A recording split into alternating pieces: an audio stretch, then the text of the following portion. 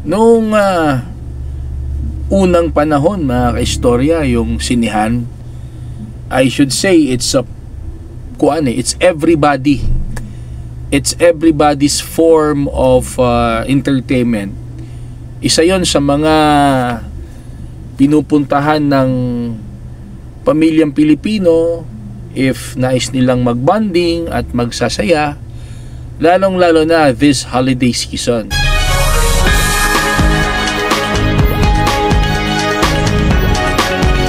Noong unang panahon, mga kaistorya, yung sinihan, I should say it's everybody. It's everybody's form of entertainment. Isa yon sa mga pinupuntahan ng pamilyang Pilipino if nais nilang magbanding at magsasaya, lalong-lalo na this holiday season. But now I observe, mga kaistorya, ang sinihan, movie theater is no longer everybody's form of entertainment. If you see the cost, if you see the price of hello, I'm recording. Later na lang. Later na lang. Okay. Now, if you see the cost, if you see the price, if you're watching movie right now, mga kaistorya, it's no longer an everybody's entertainment, but it's a form of luxury. Hindi mo na pwedeng dalhin ang buong pamilya mo ngayon kapag manonood ka ng sine, kasi napakamahal na ng ticket. Imagine that, ngayon lang sa ano bang tawag doon, MMFF, Metro Manila Film Festival, dito lang sa Cagayan de Oro. I don't know kung magkapareho ba ng presyo ang movie houses ng Mindanao at Luzon, pero dito sa amin sa Cagayan de Oro City, gusto ko sanang manood pero nakokonsensya ako kasi ang presyo ng ticket is 3 kilong isda na yan.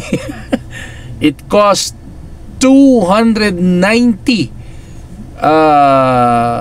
pesos per ticket yan. So sa isang ordinaryong pamilyang Pilipino na average lang ang kita, hindi mo na kayang dalhin ang pamilya mo manood ng sine ngayon. It really costs a lot. And yun pa naman ang isa sa mga simpleng nagbibigay ng kasiyahan sa mga Pilipino. So isa yun siguro sa dahilan bakit according sa SWS survey, mga istorya, bumababa ang porsyento ng mga Pilipinong masaya sa holiday. Ika nga, sabi nila, this is one of the most wonderful time of the year, di ba? Pero bumababa ang mga natutuwa at nasisiyahan. Nasa ako naman yan, nasa survey naman yan, na dahil sa disasters and rising of prices. Kahit ba naman sana, siguro baka pwedeng mabigyan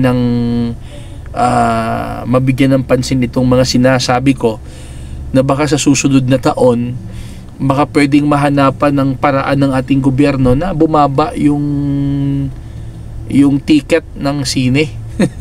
Kahit sa December lang, kahit yung mga MMFF lang, kahit bumaba lang, kasi ang mahal 290 plus sa isang ordinaryong Pilipino. Hindi ka na, you don't have the luxury to spend almost 300 pesos just to watch a 2-hour movie sa hirap ng buhay ngayon.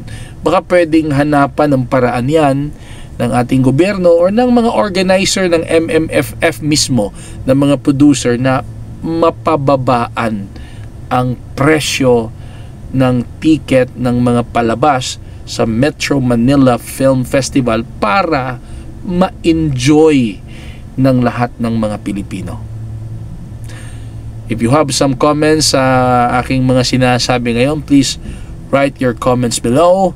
And for more topics and information like this, please don't forget to follow my 2 FB pages, Papa Space Capital RD, Papa RD, and Mag-Istoryata Infovlogs FB pages, and my TikTok account, Mag-Istoryata Infovlogs, and subscribe on my YouTube channel, Mag-Istoryata Infovlogs.